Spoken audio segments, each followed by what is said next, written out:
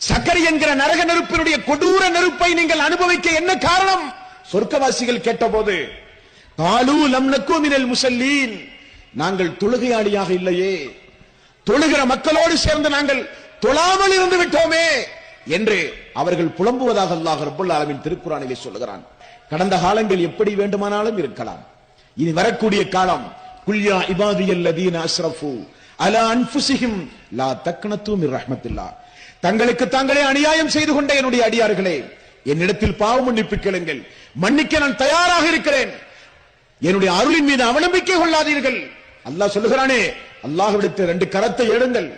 அல்லாஹ் தந்திருக்கிற இந்த ஆயுள் காலத்தில் உயிரோடு வாழும் பொழுது அல்லாஹ்விடத்திலே தௌபா செய்யுங்கள், தொழாமல் இருந்ததற்காக வேண்டி அல்லாஹ்விடத்திலே பிரார்த்தனை செய்யுங்கள். அல்லாஹ்வே, கடந்த காலங்கள் எப்படி போனாலும் வரக்கூடிய காலங்களில் அந்த 5 கால தொழுகையை நான் பேணுவேன், தொழுகையினுடைய முறைகளை நான் படிப்பேன், தொழுகையில் ஓத வேண்டிய துஆக்களை சூறாக்களை மனனமிடுவேன், உயிரோட்டத்தோடு தொழுவேன், கொடும்போக்காக தொழமாட்டேன், தொழுகையில் தான் எனக்கு இனி மன அமைதி என்று சொல்லி 5 கால தொழுகையின் பக்கம் நீங்கள் திரும்ப வர வேண்டும்.